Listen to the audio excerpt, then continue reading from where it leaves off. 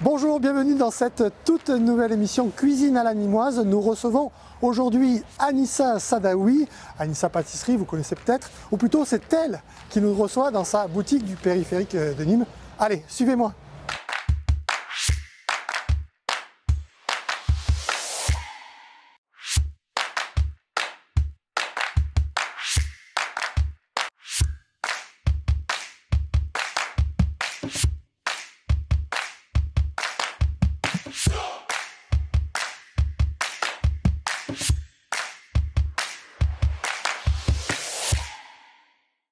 Anissa Sadaoui, bonjour, comment allez-vous? Bonjour, très bien Jérôme.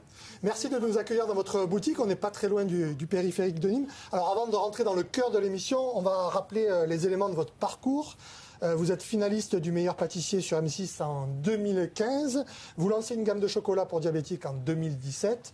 Vous ouvrez la boutique dans laquelle nous nous trouvons en 2019. Et puis vous avez ouvert aussi une boutique l'année dernière à Alès. Dites-nous pourquoi vous avez décidé de vous lancer dans cette aventure de conception de desserts à faible indice glycémique.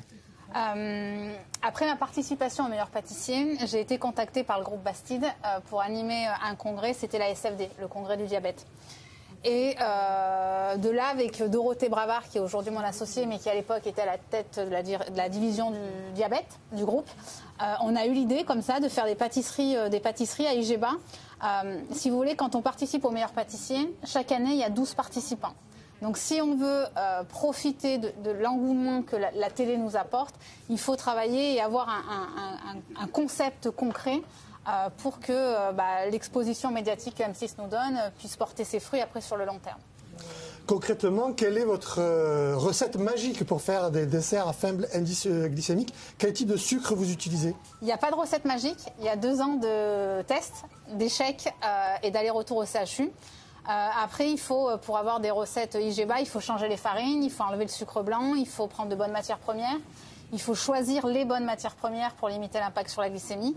Et puis l'association de tout ça fait qu'on a des pâtisseries qui n'ont pas trop d'impact sur la glycémie. Vous utilisez du sucre de coco, je crois? Alors pas que, mais on utilise du sucre de coco qui a un index glycémique de 35 contre 70 pour du sucre blanc. Ok. Alors première rubrique de cette émission, c'est la question liée au sucre. Quelle est l'expression qui vous colle le plus qui colle le plus à votre personnalité? Je le sens bien. Vous êtes, on pourrait dire que vous êtes tout sucre, c'est-à-dire faire preuve d'amabilité de façon intéressée, être pur sucre, authentique, ou alors est-ce que vous êtes en sucre, un peu fragile? Non, moi je suis authentique, je suis tout. C'est quoi la deuxième? Le deuxième, pur sucre. Ouais, pur sucre. Je suis authentique. Pourquoi je suis entière. Quand ça va pas, ça se voit. Quand j'aime pas, ça se voit. Quand j'aime, j'aime. Non, je suis. Mes clients vous le diront, sur les réseaux, quand je communique, je pense que ça se voit, je suis spontanée.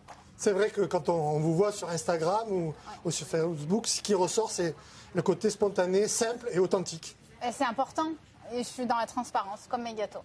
D'accord. C'est surtout ça. Alors, nous sommes toujours avec Anissa Sadaoui dans sa boutique, Anissa Pâtisserie. Alors, vous le savez, notre émission s'appelle Cuisine à la Nîmoise. Qu'est-ce qu'il y a de nîmois dans votre pâtisserie? Alors, vous êtes nîmoise, vous, et puis il y a une entreprise nîmoise qui porte le projet avec vous. Je suis nîmoise. Le groupe Bastide a son siège social ici.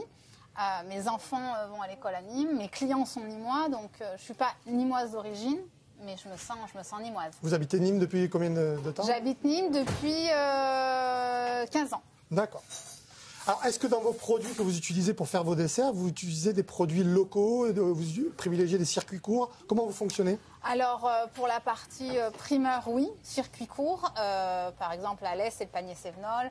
À Nîmes, j'ai plus son nom, mais c'est pareil. Après, on n'a pas encore développé une recette, par exemple, avec un produit phare nîmois. Donc, c'est quelque chose, pourquoi pas, qui est à réfléchir. D'accord. Mais en tout cas, pour l'instant, on ne l'a pas encore fait. Mais ça viendra. Ok. À présent, je vous propose d'écouter un client qui est venu ici dans cette boutique, qui est un client régulier. Je vais vous le montrer, son interview.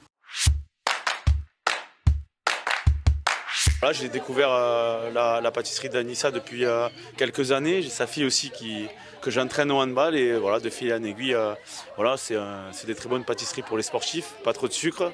Moi qui suis un grand gourmand, voilà, je peux en manger à volonté, donc c'est très bon. Non, Julien est top. En plus, si vous voulez, avec l'USAM, on a une relation particulière. Déjà, le groupe Bastide est sponsor de l'USAM. Oui, c'est vrai. Ma fille fait du hand avec Julien. Je m'entends très bien et on a des projets en commun avec David Tébib. Donc là encore, on se rejoint. Je suis nîmoise aussi à travers mes associations. Mais ma fille va être ravie là, qu'elle ait son coach sur ma vidéo. Donc non, c'est top. En tout cas, l'USAM a de belles valeurs et je suis ravie de voir aussi, ça prouve encore une fois que mes pâtisseries ne sont pas que pour les diabétiques, puisqu'aujourd'hui j'ai 20% de diabétiques. Le reste, c'est soit des sportifs, soit des personnes qui sont soucieux de leur alimentation, ou juste des personnes qui ont été curieux et qui sont venues, de par ma participation au meilleur pâtissier, qui ont été séduits par nos produits. Alors on passe la troisième rubrique de cette émission. Anissa va vous donner une astuce de préparation autour de la vanille de Madagascar. On passe en cuisine. Avec plaisir.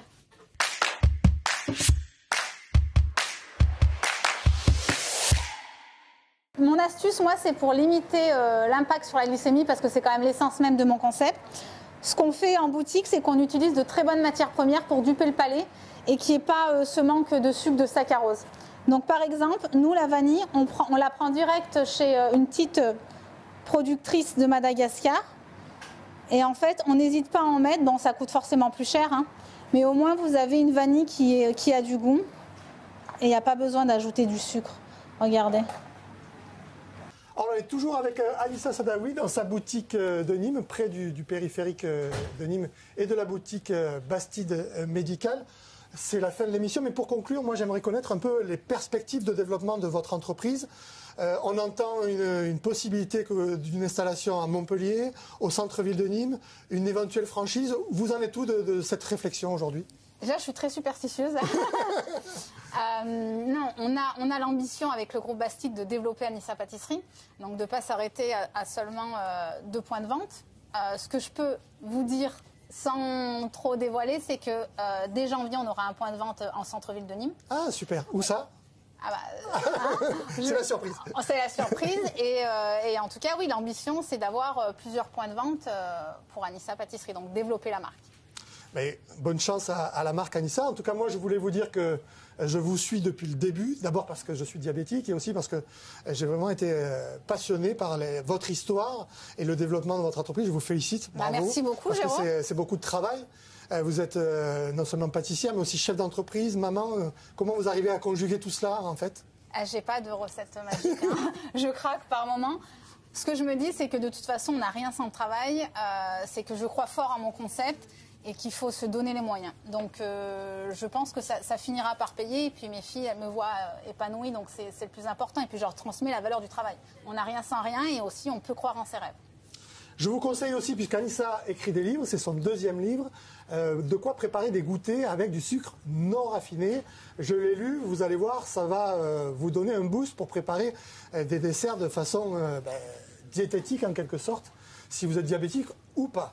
Voilà, cette émission se termine. Je tiens à remercier nos 2 partenaires, The Social Club, la société Igual.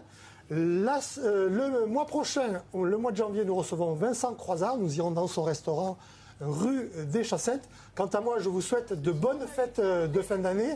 Et puis, n'hésitez pas à acheter la bûche de Noël. Venez en boutique, on a de quoi vous régaler, que ce soit les bûches ou les chocolats. Et merci beaucoup, Jérôme. Merci, bonne fête à tous, bonne fête de fin d'année et profitez sans trop d'exagération. Au revoir. Au revoir.